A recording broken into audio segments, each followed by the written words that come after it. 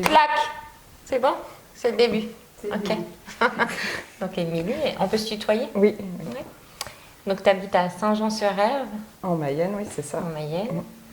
Et ton métier, tu peux me dire ton métier, comment tu On peut faire t'appelles? stop, clac, clac. J'ai oublié d'éteindre. Oh, elle a tout foiré. Oh, voilà. Pardon. Nous sommes à Saint-Jean-sur-Erve, en Mayenne. Oui. Et tu peux me dire, d'ailleurs, pourquoi tu as accepté d'être interviewée par les Ailes de la Terre? Je suis vétérinaire rural, donc je m'occupe que des bovins. Et je suis le blog et la page Facebook des Ailes de la Terre depuis au moins 4-5 ans. Et j'adore les partages d'expériences qu'on peut y trouver et puis surtout le dynamisme et l'optimisme de Laurence et de toi, enfin des filles qui animent cette page, quoi. Ouais, merci. Merci beaucoup. Mais nous, en règle générale, en fait, on partage beaucoup sur les expériences, sur les métiers de chacune. Et du coup, on trouve que c'est très enrichissant par rapport à ce qui se passe parce qu'on est toutes différentes et en même temps, on est riches. Donc, du coup, toi, tu habites là depuis longtemps? Donc moi, ça fait 15 ans que j'habite en Mayenne, mais ça fait 21 ans que je connais la Mayenne. Je suis originaire des Ardennes, donc dans l'est de la France, et j'ai fait mes études principalement en Belgique. Moi, je suis arrivée ici en 2002 en Mayenne pour répondre à une annonce pour un emploi d'été. Donc je connaissais pas du tout la Mayenne, je connaissais personne ici. Et pendant cet emploi d'été, j'ai rencontré mon futur mari. Ah oui, d'accord. Et donc mon futur mari m'a expliqué qu'un Mayennais ne quittait pas sa Mayenne. Donc j'ai pas eu trop le choix. Et comme j'ai toujours voulu faire veto rural, donc j'ai trouvé mon bonheur ici parce que c'est encore vraiment une terre d'élevage et voilà, j'avais pas trop d'inquiétude. Donc je suis partie faire mes études en Belgique. On a été séparés pendant 6 ans. En fait, on se voyait que tous les 15 jours. On a vécu à distance pendant 6 ans. Et puis en 2008, j'ai été diplômée et on a acheté cette maison. Et puis voilà, on est installé ici depuis 15 ans. Ouais, c'est l'amour. Hein. Ouais, vraiment, c'est impressionnant. Justement, donc tu es repartie. Alors tu dis que tu es arrivée en 2002, que tu étais en Belgique avant? Non, j'avais commencé mes études en France. D'accord. Malheureusement, j'ai échoué en France parce que c'est un concours vétérinaire et voilà, c'était pas forcément ce qui me convenait. Enfin, moi, j'ai un niveau scolaire moyen, donc j'étais pas non plus dans l'excellence et au concours, j'ai juste échoué au pied du podium des admis. Et donc suite à ça, j'ai dû refaire. J'ai commencé à vouloir me réorienter et puis je me suis rendu compte que c'était veto ma vocation et qu'il fallait que je me batte pour ça. Et j'ai réussi à me faire admettre en faculté vétérinaire en Belgique. Il a fallu que je recommence tout à zéro. J'ai dû faire comme si je venais de sortir du bac alors que j'avais déjà 3 ans d'études derrière moi. Et donc là, je suis partie pour 6 ans d'études en Belgique et je suis revenue ici juste après l'obtention de mon diplôme, en 2008.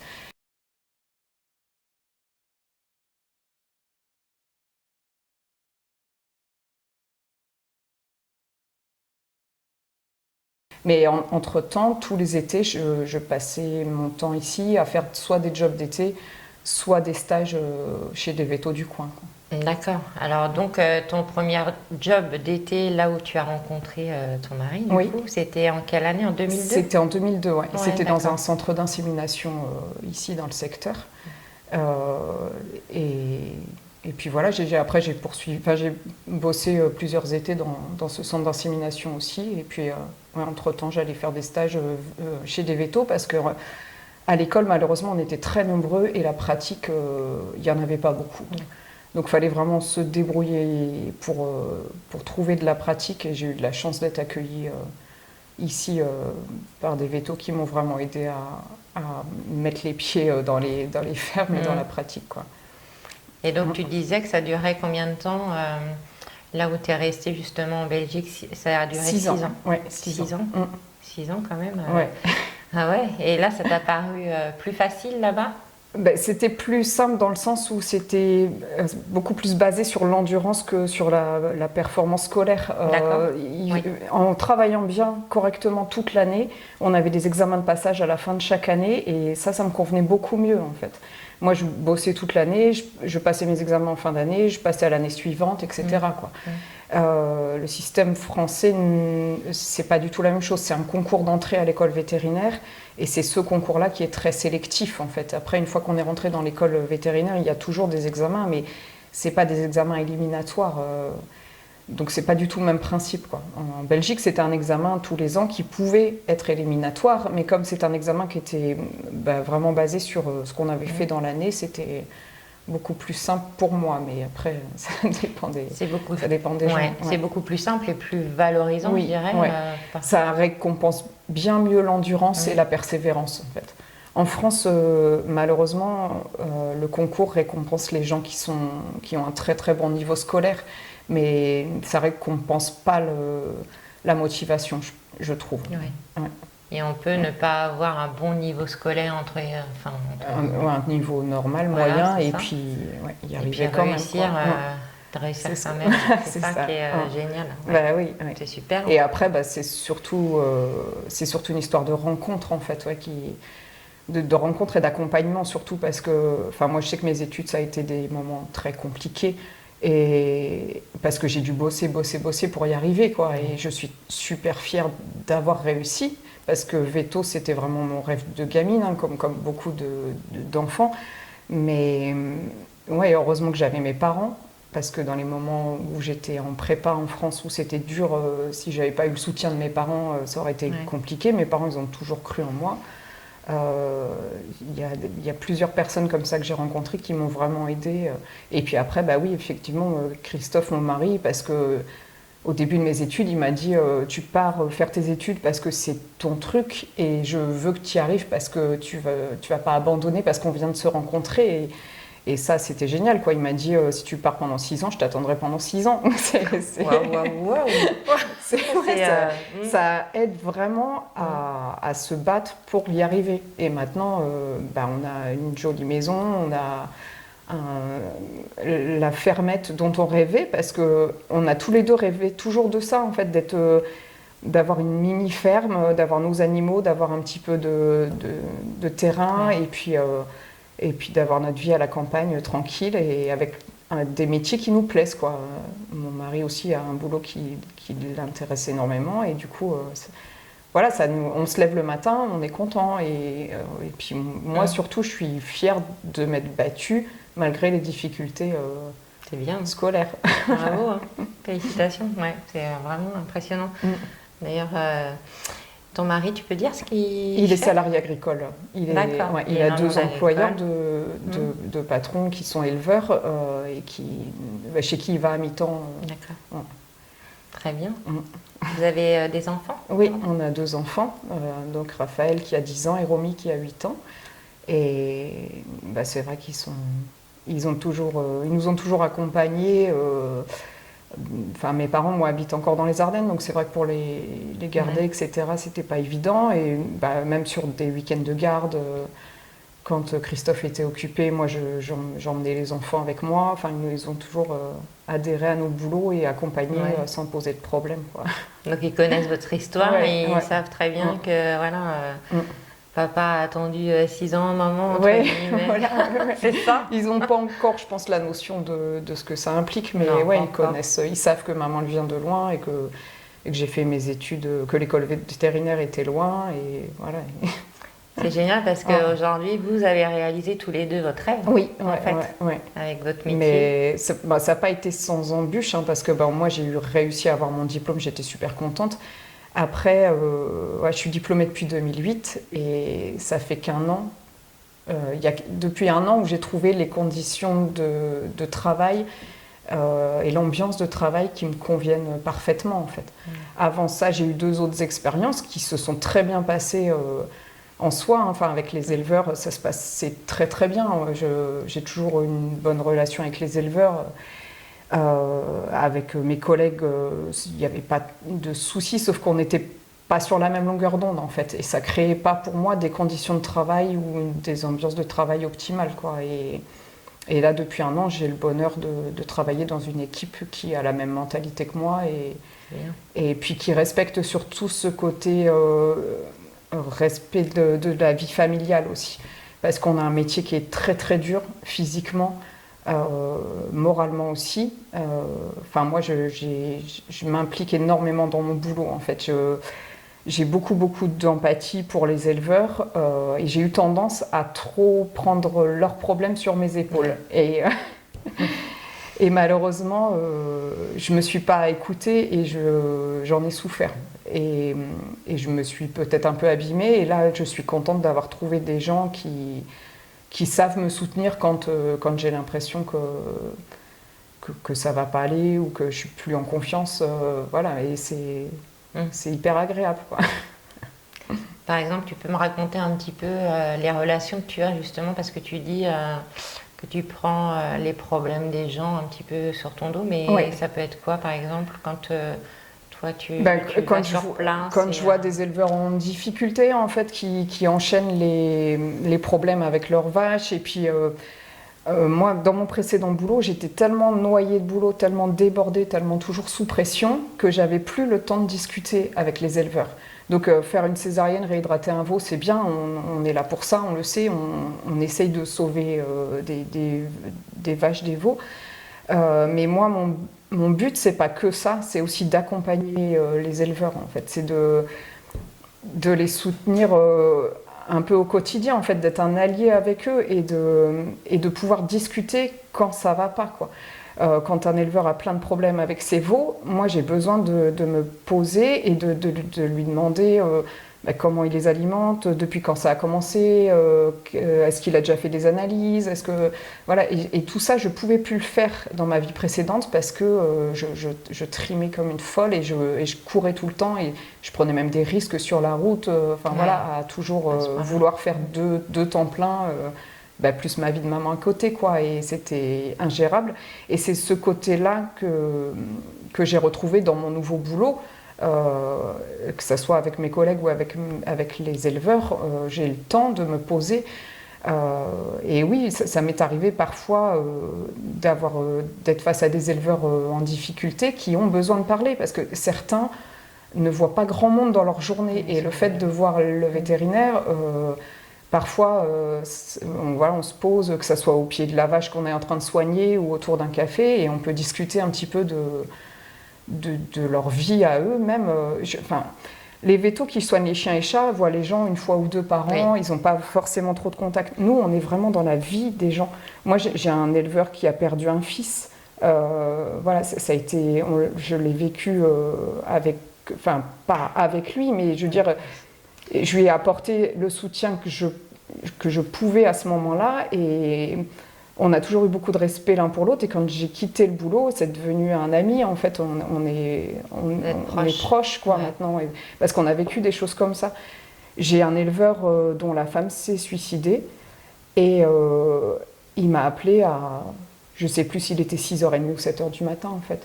Je sais que mon patron m'a dit « Mais pourquoi il t'a appelé toi ?» Je lui ai dit « Je sais pas. » Il a appelé son vétérinaire, en fait. Il avait pas mon numéro à moi. Il avait le numéro du vétérinaire. Et à 6h30 du mat, il m'a appelé en pleurs pour me raconter que sa femme s'était donné la mort. J'étais toute jeune véto, moi. Ça faisait que 2 ans que je travaillais. C'est hyper dur moralement. Mais d'un autre côté, je me dis que... Voilà, on fait partie des personnes qui voient en priorité ce qui se passe.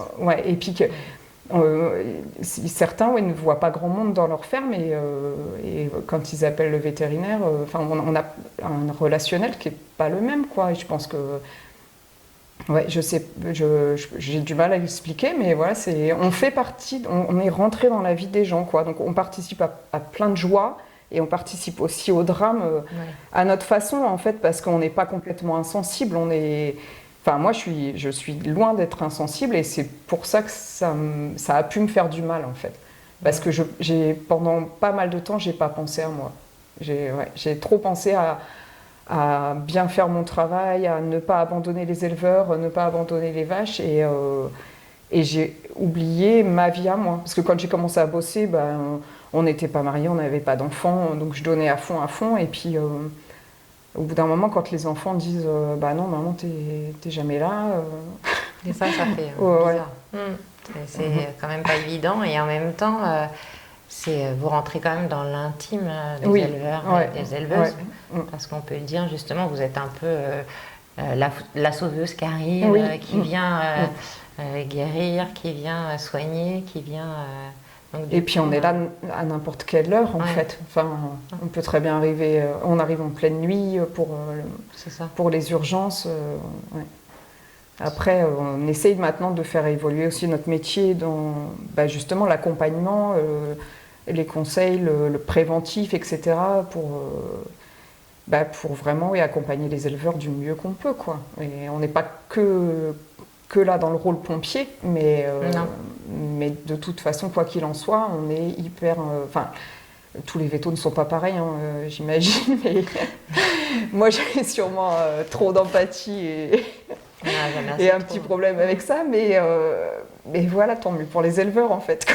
C'est rassurant quand même pour les éleveurs d'avoir justement une véto qui est dans l'empathie, parce que ça serait à l'inverse. Ça serait différent. Et puis l'éleveur ou l'éleveuse, je dis toujours l'éleveur ou l'éleveuse viendrait avoir une véto qui n'est pas dans l'empathie et puis se dire soigner l'animal et repartir sans parler. Réellement, ça doit être difficile aussi. Ça doit être compliqué à vivre. J'ai un éleveur qui a perdu sa ferme malheureusement et il m'a dit j'ai fait tous les examens sur les vaches avant la vente parce que c'était une vente. Et il m'a dit tu viendras à la vente. Je lui ai dit non. Il me dit si, j'aimerais que tu sois là. Je lui ai dit ouais, mais moi j'y arriverai pas. Et bon, j'y suis allée quand même. Et puis au bout d'une demi-heure, 2-3 lots de vaches, j'ai craqué, quoi. J'ai craqué. Je suis allée le voir, je lui ai dit je suis désolée, je peux pas rester. Et j'étais en larmes, quoi. Et je suis partie. Et bon, maintenant c'est pareil, on est devenus amis. Mais c'est difficile à vivre tout ça. C'est difficile à vivre. Et à côté de ça, on a aussi des partages de moments de joie exceptionnels, quoi. Quand il y a des choses qui se passent bien, que ce soit au niveau des bovins ou dans leur vie. Oui, et puis c'est la joie et puis c'est la tristesse aussi. Donc vous partagez tout, en fait, quelque part. Vous êtes une véto très empathique, avec un cœur énorme. Je l'entends, je le vois et je le sens, du coup.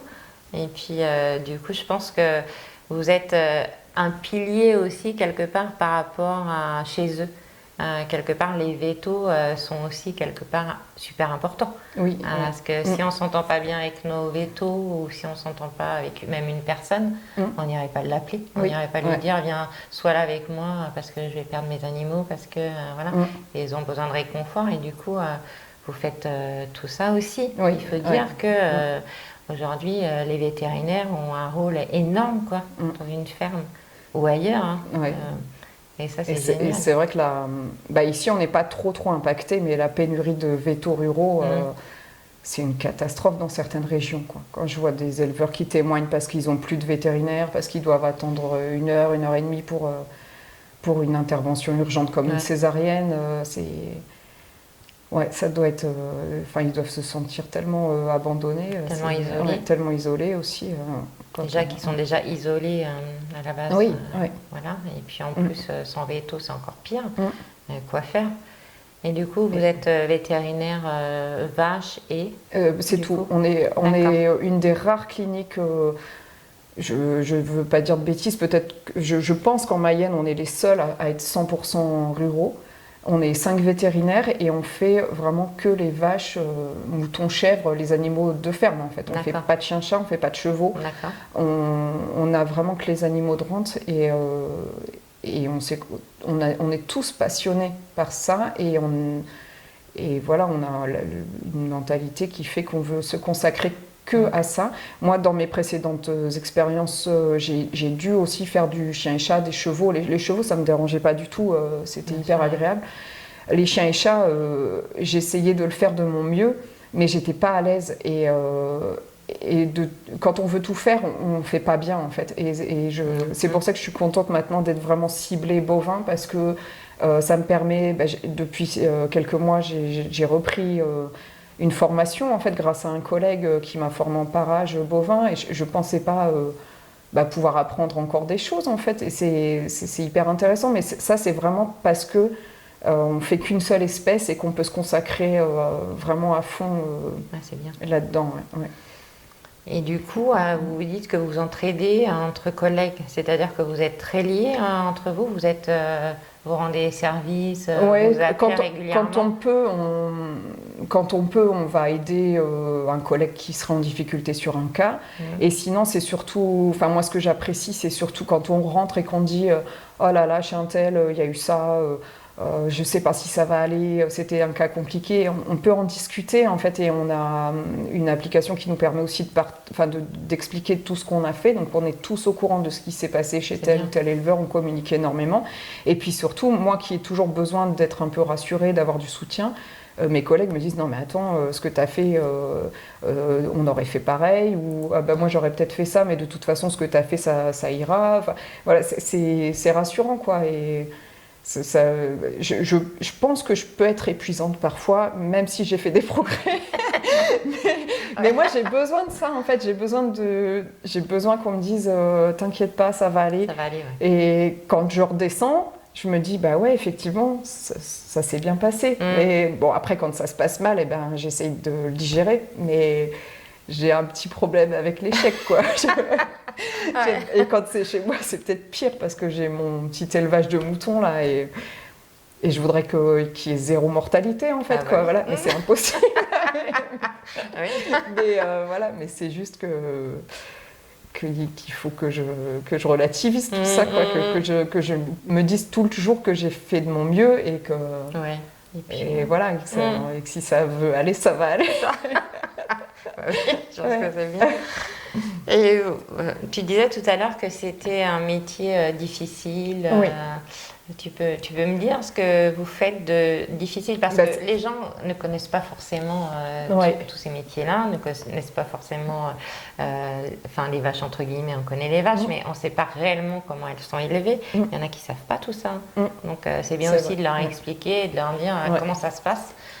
Vous allez chez un éleveur et puis...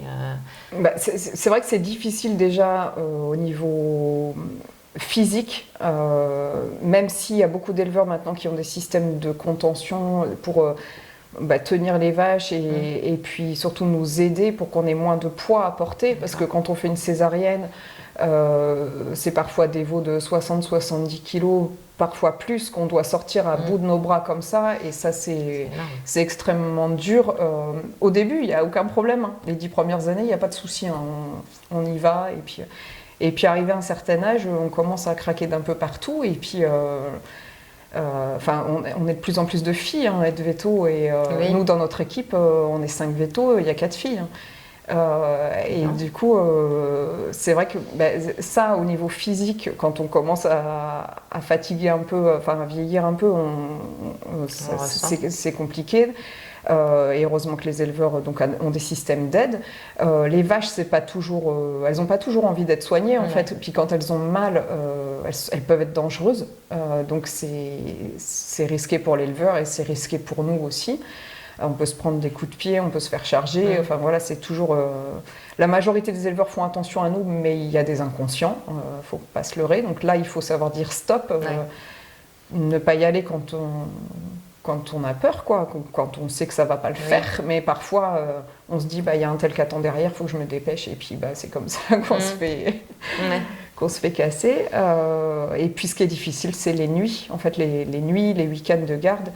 Dans mon boulot actuellement, j'ai de la chance qu'on soit 5, donc c'est très très bien parce que ça répartit les gardes de façon idéale. Dans mon boulot précédent, on n'était que 3, donc tout de suite, une nuit sur 2 ou 3, un week-end sur 3, s'il y en a une qui est malade ou qui a un problème, eh ben on n'est plus que 2, quoi. Donc c'est une nuit sur 2, un week-end sur 2. Et puis les nuits, il y a des secteurs où c'est calme, ou des moments de l'année où c'est calme, et puis il y a des moments où on va sortir 3 fois dans la nuit, quoi. On est à peine recouché, le téléphone ressonne, il faut repartir, et derrière on enchaîne notre journée, quoi. Donc on a fait notre journée d'avant, souvent on travaille la journée d'après, ou au moins la matinée. Ouais, c'est ça qui est difficile, en fait. Mais les conditions de travail, ça s'améliore parce que même pour eux, les éleveurs ont toujours intérêt à mettre en place des choses qui les aident pour la contention des vaches et à rendre leurs vaches le plus calme possible. En fait, c'est toute la notion de bien-être animal. En fait, plus la vache sera bien, plus elle sera sympa, et mieux l'éleveur aura des bonnes conditions de travail. Et après, nous, pour intervenir, c'est pareil, on est dans de bonnes conditions. Tout ça s'améliore. Après les gardes, il faut être dans une équipe. Il ne faut pas être dans une grosse équipe pour moi, parce que après le relationnel avec les éleveurs n'est pas le même quand ils n'ont jamais affaire à la même personne. C'est différent. C'est bien différent. Nous, on est 5 et on communique, et du coup, moi je trouve que c'est l'idéal parce que ça répartit la charge de travail, et pour les éleveurs, ça reste à taille humaine, quoi. D'accord. Et voilà, mais quand on est des vétos isolés ou à 2 ou 3, là ça devient insupportable. Et c'est pour ça qu'il y a beaucoup de vétos qui arrêtent la rurale, parce qu'ils trouvent personne à embaucher, ils sont 1, 2, et c'est hyper difficile à gérer, quoi, d'être de garde tous les soirs. Oui. Ouais. On n'a plus de vie de famille, en fait. Où on commence un truc, le téléphone sonne, faut qu'on parte. Moi, les enfants plus petits, ouais, ils ont beaucoup souffert de ça. Et c'est pour ça que j'ai pris la décision il y a 18 mois de tout plaquer et de venir ici, dans mon nouveau job, parce que je voulais pas. J'étais installée avant, j'étais patronne, j'avais une structure avec une associée, et ça s'est pas très bien passé, mais du coup j'ai tout plaqué parce que je voyais que je partais pas dans la bonne direction, et que j'allais surtout y laisser ma santé et peut-être ma vie, quoi. Donc, et puis les enfants. Un jour, je me rappelle, mon grand était malade, il était avec moi dans la voiture, et puis il sort voir la vache que j'étais en train de soigner, et puis l'éleveur lui dit « Tu veux faire quoi dans ta vie vétérinaire ?» Et il lui a dit « Non, non, surtout pas, maman, on la voit jamais. » Voilà. Donc voilà, on se dit qu'il ne faut pas louper ça, quoi. Ils ont 8 et 10 ans, et c'est maintenant qu'ils ont besoin de moi, donc... Je suis bien contente d'avoir trouvé maintenant des conditions de travail et une ambiance de travail qui me permettent de rentrer le soir et d'être avec eux. Ça n'a pas dû être facile au début, quand même, pour avoir travaillé justement dans ces conditions, entre guillemets. Là où tu disais que tu n'en pouvais plus, que c'était difficile, même pour tes enfants, ça devait être difficile. C'était très, très compliqué. Également.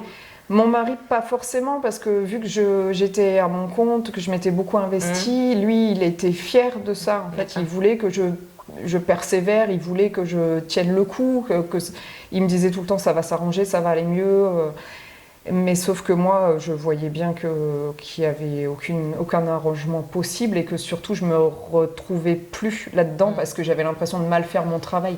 Et les éleveurs, quand j'ai annoncé mon départ, les éleveurs m'ont dit « Mais on t'a jamais rien reproché ?» Je dis « Bah oui, mais moi je suis pas fière de ce que je fais. » Donc c'est vrai que mon mari n'a pas compris, en fait. Il n'a pas compris. Quand je suis partie, il n'a pas compris. Et je suis partie pas sur un coup de tête, parce que j'avais bien réfléchi, et j'ai pris 6 mois à prendre vraiment ma décision, quoi. Après, tout s'est bousculé en 2 ou 3 mois, ça a été assez vite, mais je pensais pas prendre une décision si radicale. J'ai essayé d'améliorer les choses, ça n'a pas marché. Et c'est vrai que j'ai pris, par contre, la décision de démission, je l'ai prise, je me suis levée un matin et j'ai dit c'est bon, je m'en vais.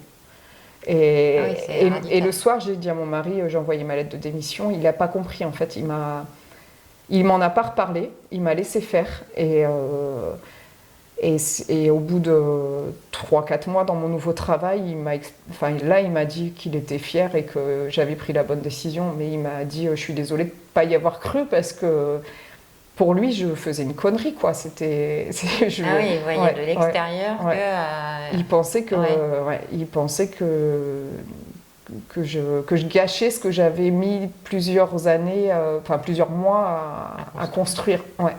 Parce que j'ai été salariée pendant 10 ans. Après, je me suis installée à mon compte avec une associée et ça faisait que 2 ans. En fait, ça faisait pas très longtemps, mais voilà, moi, je sentais que c'était pas, que j'y arriverais pas, en fait. Donc, pour plein de raisons, hein, mais voilà, j'étais pas adaptée à ce boulot-là, je pense. Et voilà, maintenant, il est super content de la décision que j'ai prise. Mais là, sur ce coup-là, j'ai pris une décision très égoïste, en fait.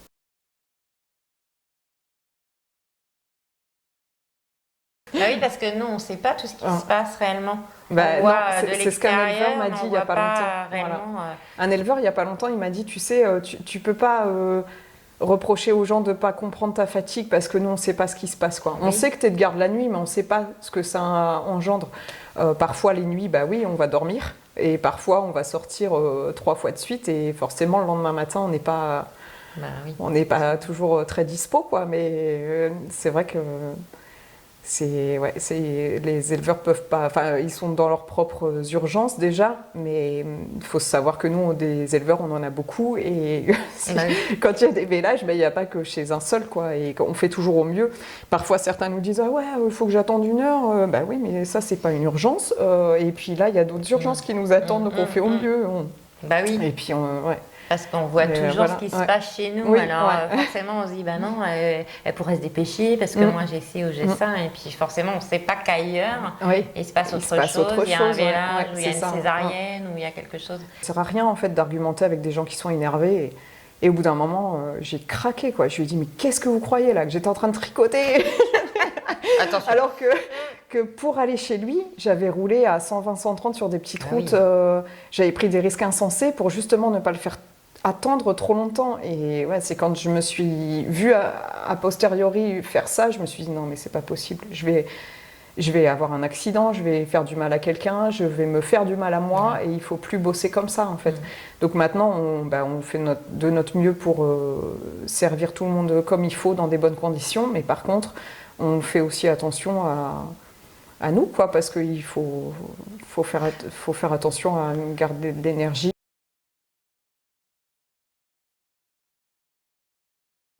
S'il n'ose pas appeler, malheureusement, on ne peut pas, à moins que les voisins nous en parlent, mais sinon on peut difficilement comprendre. Ouais. Après, pour les éleveurs qui nous appellent quand même, parce que les éleveurs, c'est des éleveurs, quoi, ils ne vont pas laisser leurs vaches crever, donc du coup, ils nous appellent quand même. Il y a toujours moyen de trouver des arrangements, en fait. Bien sûr, il faut qu'on soit rémunéré pour notre travail. Mais on peut trouver des arrangements, en fait, on échelonne les dettes, on fait des réunions avec les autres fournisseurs pour essayer d'aider l'éleveur à continuer, en fait. Parce que nous, notre but, c'est pas qu'il arrête, c'est de l'aider à continuer. Alors il y a certains éleveurs qui sont en difficulté, mais on essaye de les aider du mieux possible, tout en continuant, nous, à être rémunérés pour notre travail, quoi. Mais c'est pas évident à gérer non plus ces problèmes-là. Ouais. Je travaille à Mêlée-du-Maine, c'est un cabinet vétérinaire qui s'appelle Menvet, et donc comme je l'ai dit tout à l'heure, on fait que les bovins, quoi.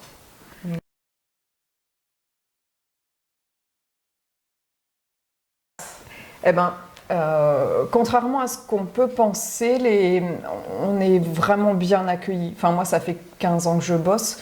J'ai dû avoir affaire 2 fois à des misogynes qui ne voulaient pas. Il y en a un que j'ai remis en place avec humour parce que j'étais en train de faire une césarienne et je lui ai dit voyez, la couture et la vaisselle, c'est quand même une affaire de bonne femme. Voilà. Et puis sinon, je le laissais faire. Et puis il y a un autre éleveur qui était vraiment pas accueillant avec moi. Et un jour, j'ai fait une prophylaxie chez lui, donc des prises de sang sur ses vaches. Et j'ai pas parlé pendant toute la prophylaxie, et j'ai travaillé vite. Et à la fin, il m'a dit finalement, ça se passe aussi bien qu'avec votre patron. Donc là, je pense que c'était ma plus belle récompense.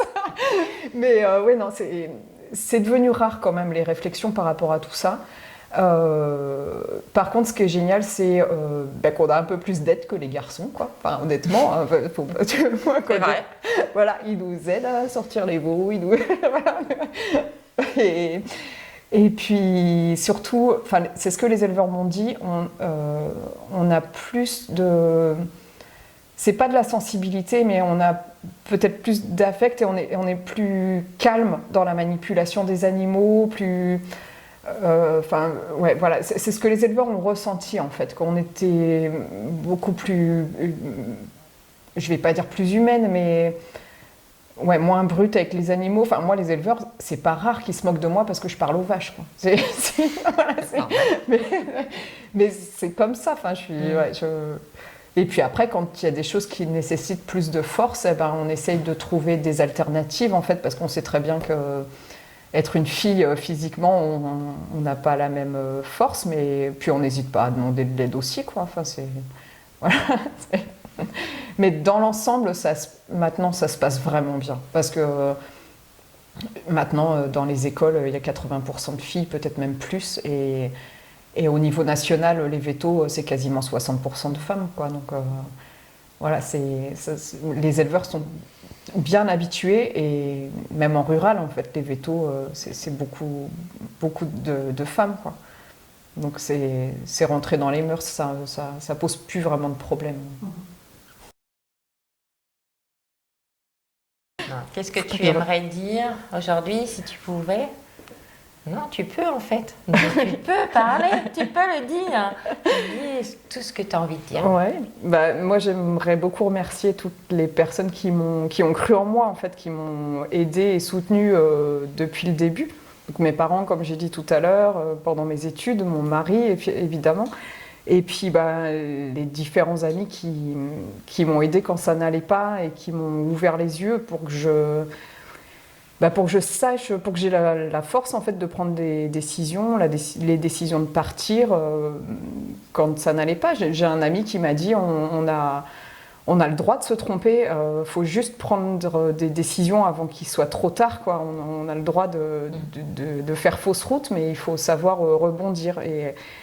Et ça m'a fait un bien fou, quoi. Et voilà, pour agrandir aussi sur les autres personnes, les éleveurs, les éleveuses, quand on est dans une situation qui nous fait trop de mal, il ne faut pas hésiter à dire stop, en fait. Enfin, on n'est pas obligé de tout arrêter, de tout vendre, de partir, mais savoir dire stop à ce qui ne nous convient plus et puis faire attention à soi, quoi, parce que la vie, elle est super courte, mais elle vaut la peine d'être vécue. Donc, il faut vraiment faire gaffe à travailler dans de bonnes conditions et puis à se faire plaisir, quoi, et savoir dire stop quand on se sent plus bien. Voilà. Eh bien, merci beaucoup à toi. Merci. C'est très enrichissant. Merci de votre visite. C'est un super partage. Merci. Petite fille en paire de bottes, nous rêvions toutes naïvement de champs de blé, de belles récoltes, d'une vie de femme, de paysan, aux côtés d'âmes courageux. Nous sommes entrés dans l'aventure, ce beau métier nous rend heureux, près de nos bêtes, de nos cultures. Petite fille en paire de bottes, retrousse tes manches, n'abandonne pas.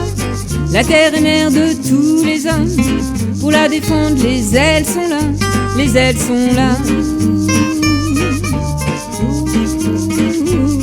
Et puis un jour sont arrivées les belles promesses de tous ces gens. L'argent alors s'en est mêlé, nos vies ne sont plus que tourments. Nos êtres chers s'en sont allés, rejoindre au ciel leurs parents. Sous la pression ils ont quitté ce petit monde bien vivant. Petite fille en paire de bottes, retrousse tes manches, n'abandonne pas. La terre est mère de tous les hommes, pour la défendre les ailes sont là, les ailes sont là. Nous chantons en chœur notre peine d'être pris pour de mauvaises graines. Ceux qui dénoncent ne savent pas que nos âmes livrent un vrai combat. Nous les femmes, les ailes de la terre, n'aurons de cesse de scander le nom de cette mère nourricière qui a nourri tant de foyers. Petite fille en paire de bottes, ne pleure plus, l'espoir est là. La terre est mère de tous les hommes, pour la défendre, les ailes sont là. Petite fille en paire de bottes, ne pleure plus, l'espoir est là. La terre est mère de tous les hommes, pour la défendre, les ailes sont là, les ailes sont là, sont là.